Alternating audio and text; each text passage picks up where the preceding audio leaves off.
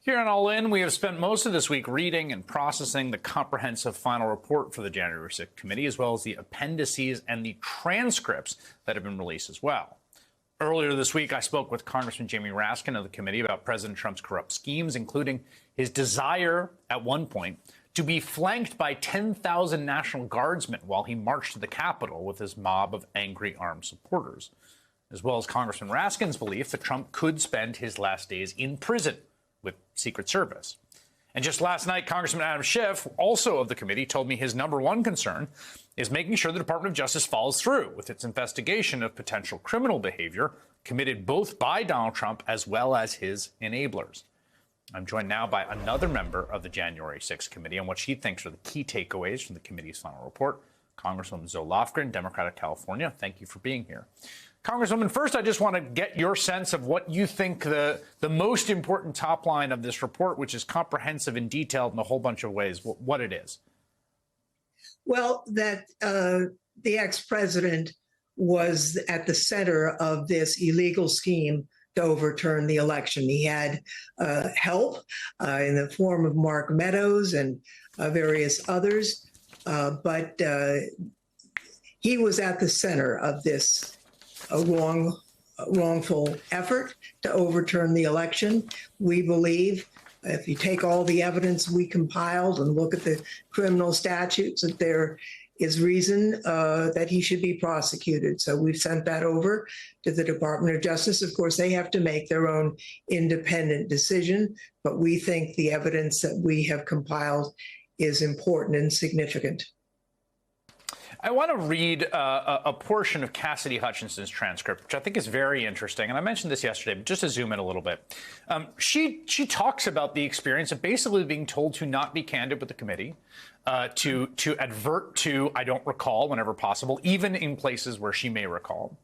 And this, she's talking about the lawyer that she had who had advised her about this, who had been paid for by the Trump circle. Stefan had said something to the effect of, the committee doesn't know what you can and can't recall, so we want to be able to use that as much as we can unless you really, really remember something very clearly. And that's when you give a short, sweet response. This is her talking about the coaching. Now, I've read some of the transcripts, including Jared Kushner's, which was out today. And I guess I would ask you to characterize where the witnesses fall along the spectrum of candid, forthcoming, and attempting to kind of keep as much from the committee as possible. Well, reading through Kushner's transcript, and he's not the only one, it just seems very hard to believe that you just don't remember anything. I mean, these were huge events that he was involved in and other witnesses were involved in. And, it makes me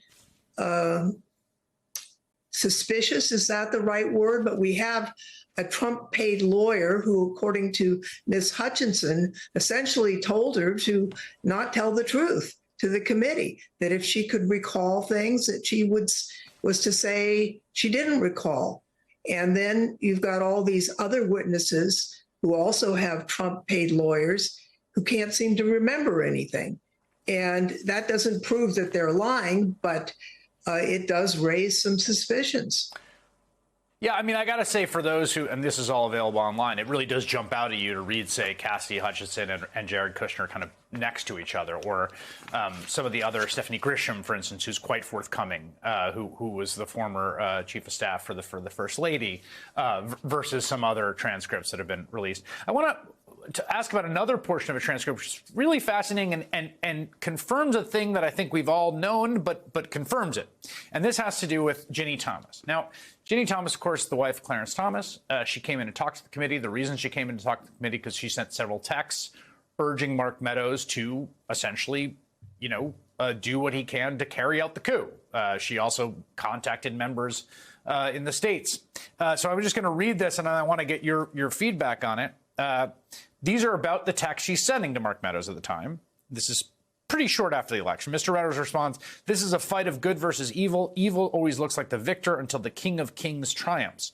Do not grow weary in well-doing. The fight continues. I stake my career on it, or at least my time in D.C. on it." And then the questioner says, and then you responded just a few minutes later, thank you, needed that. This plus a conversation with my best friend just now. I will try to keep holding on. And then the question, do you recall who you're referring to when you said you had just had a conversation with your best friend? Ginny Thomas. It looks like it was my husband.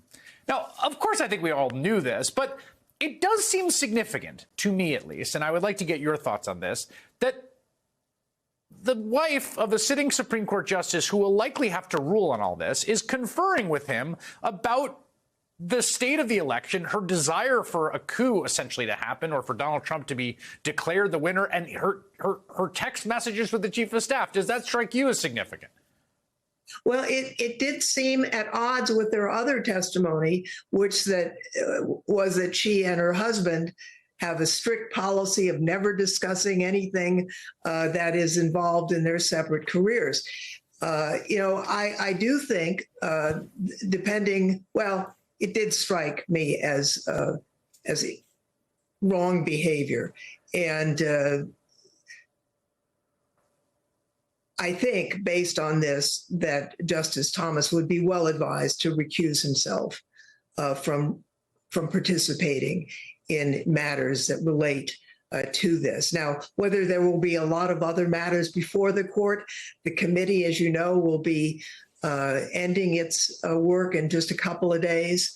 And I don't know how much litigation will be heading for the court in the future on this, but he should recuse himself, and he should have done so for the other cases, in my opinion. Quickly, one last question. I know you worked hard on some of the language around reforming the Electoral Count Act. Some of that language made it into the omnibus bill. It has now been passed by both houses and signed by President Biden. Does it have the Zoe Lofgren seal of approval? Do you think this is what you were hoping for? Well, it's short of what we had hoped for. There are some ambiguous language that remains. We actually, Liz Cheney and I sent a letter over to the senators saying, can you define this? Which they didn't answer the letter.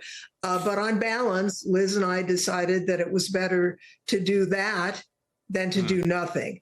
And so we agreed, even though we still think there are some holes. I don't have any question. Kamala Harris is not going to throw this election, and she will be presiding at the next opening. And we'll have another opportunity to straighten out and define languages. It should be really tied to the 12th Amendment and not left to the vagaries of potential insurrectionists. All right, Congresswoman Zoe Lofgren, thank you so much.